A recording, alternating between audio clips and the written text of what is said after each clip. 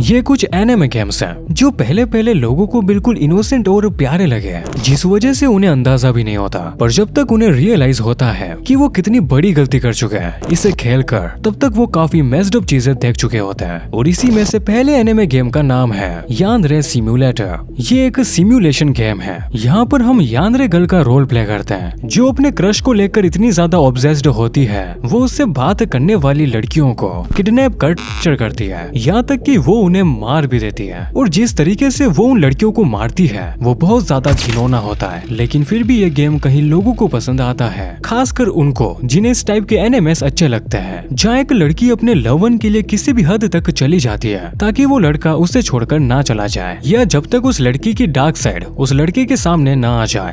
Why do you have a weapon? What are you gonna do with that thing? Stay back! No, wait.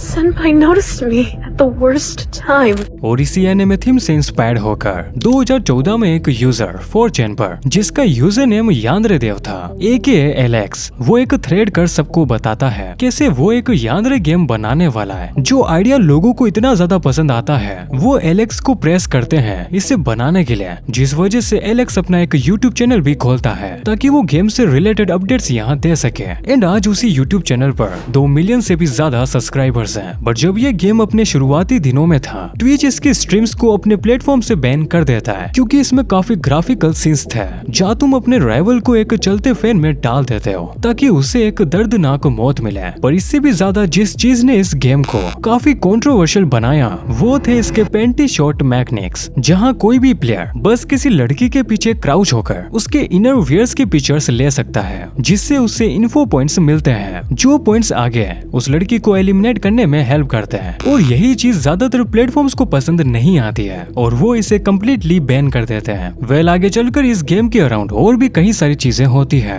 जैसे कि इस game को पूरा बनाने के लिए एलेक्स को फैंस पैसे डोनेट करते हैं और उन्हीं पैसों से एलेक्स उस गेम को पूरा करने की जगह अपने लिए निंटेंडो और बहुत सारी चीजें खरीदता है, जिस वजह से फैंस का एक भी रुपया इस गेम पर नहीं लगता है। और आज 10 साल से भी ज्यादा का टाइम हो चुका है और ये गेम अभी भी अंडर डेवलपमेंट में है। एंड जहाँ यानरे सिम्युलेटर गेम के पास अच्छा खासा फैन बेस और डोनेशन होने के बाद भी उसके डेवलपर की वजह से ये गेम कभी भी कंप्लीट नहीं हो पाया। वहीं इस गेम का जो डेवलपर था वो बिना किसी हेल्प के एक ऐसा डिस्टर्बिंग और वायलेंट गेम बना देता है जिसे आज से पहले किसी ने भी नहीं खेला था। वेल इस गेम का नाम है डेमोनोफोबिया, जो फर्स्ट टाइम 2008 में एक शेयरिंग प्लेटफॉर्म की वजह से सबके सामने आया। इस टाइम किसी को भी अंदाजा नहीं था आखिर इस गेम को बनाने वाला कौन है, बट फिर लोगों को पता चला। जिस यूजर ने फर्स्ट टाइम इस गेम को शेयर किया था, यूजर 237, यही इस गेम को बनाने वाला भी है, जिसे बाद में लोग 2 नाम से बुलाते हैं, जिसमें से पहला था विंडो फ्रेम और दूसरा मादोवाको। इस गेम की स्टोरी एक 14 साल की स्कूल गर्ल साकुरी कुनिकाई पर है। कैसे वो भूतों पर भरोसा नहीं करती है, लेकिन उसे एक दिन ब्लैक मैजिक की किताब मिलती है, बट वो उस किताब को सीरियसली नहीं लेती है और मजाक समझती है, जिस वजह से वो उस किताब में लिखे एक रिचुअल को परफॉर्म करती है, जहाँ साकुरी को ये सब एक मजाक लग रहा था। तभी वो रिचुअल काम करता है और साकुरी एक डीमन वर्ल्ड में ट्रैप हो जाती है। एंड ये स्टोरी देखकर फर्स्ट टाइम लोगों को लगा कि हमें गेम को खेलकर साकुरी को डीमन वर्ल्ड से बाहर निकालना है, पर ये गेम साकुरी के एस्केप पर नहीं, उसकी सफरिंग पर फोकस करता है।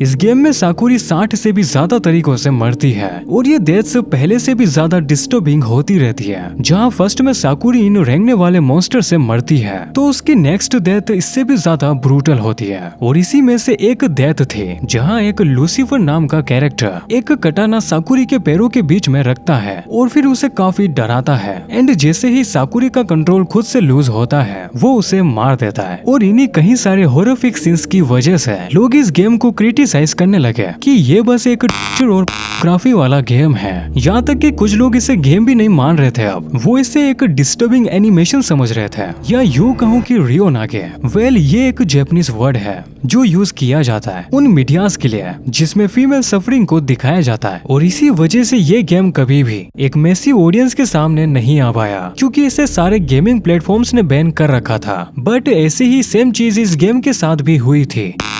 इस गेम में हम एक ऐसे पर्सन का रोल प्ले करते हैं जो कई दिनों से एक फैमिली को स्टॉक कर रहा होता है, और जैसे ही उसे मौका मिलता है तो वो उस फैमिली की 3 फीमेल्स को पब्लिकली असोल्ट करता है, जिसमें उस फैमिली की 2 लड़कियां और उसकी माँ शामिल होती है। वो सबसे पहले फैमिली की छोटी लड़की को एक पब्लिक वॉशरूम में असोल्ट करता है, जिसके बाद उस लड़की की माँ को और उसकी बड़ी बहन को। इन्हीं सब की वजह से इस गेम को काफी हेट मिला और इसे हर जगह से बैन कर दिया गया। बट बात करें इस गेम की एंडिंग की तो वो 2 तरीके की है, अच्छी और बुरी। तो जो ये बुरी वाली एंडिंग है उसमें वो आदमी उस फैमिली की छोटी लड़की को प्रेग्नेंट कर देता है, जिसके बाद उसका सबवे में एक्सीडेंट हो जाता है। और जो लोगों को अच्छी लगी वो एंडिंग कुछ ये थी, यहाँ उस फैमिली की जो बड़ी बेटी थी वो इस आदमी को नाइफ से मार देती है। बट इस चीज ने भी लोगों पर इम्पैक्ट नहीं डाला कि उन्हें ये गेम खेलना चाहिए। इसके बाद भी इस गेम ने कई सारी कंट्रोवर्सीज को फेस किया, पर अगले गेम की स्टोरी ने उस गेम को और भी ज्यादा डिस्टर्बिंग बना दिया। नाइट शिफ्ट नर्सेस ये एक 18+ गेम है जो अपने अडल्ट सीन्स के लिए काफी इनफेमस है, बट इसके बाद भी इसका एक एनिमे और लाइव एक्शन बनता है जिसकी स्टोरी इसी गेम को फॉलो करती है, जहाँ हम एक आदमी रुइजी को देखते हैं जो गेम में एक बदनाम और मेंटली अनस्टेबल डॉक्टर होता है, जिसे एक दिन सेंट जुलियाना हॉस्पिटल से मेल आता है। मेल में उससे पूछा गया था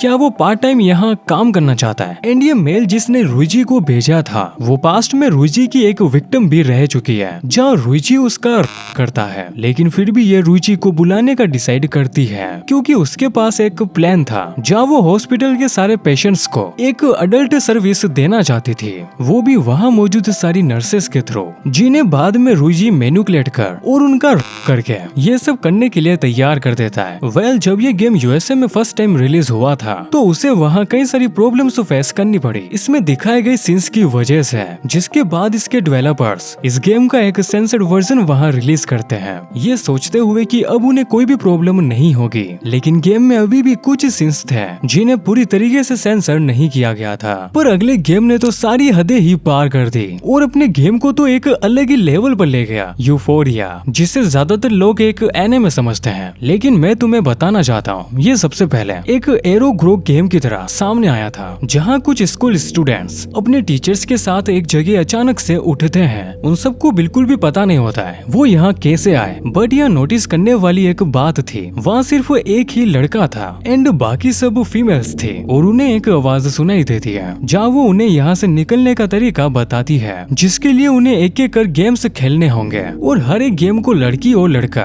दोनों मिलकर ही साथ में पूरा कर सकते हैं। एंड इन गेम्स में होता ये है कि वो लड़का जिस भी लड़की को गेम के लिए सेलेक्ट करेगा उसी को वो बाद में बहुत बुरी तरीके से टॉर्चर करता है, या यूं कहूँ कि वो गेम उस लड़के से करवाता है।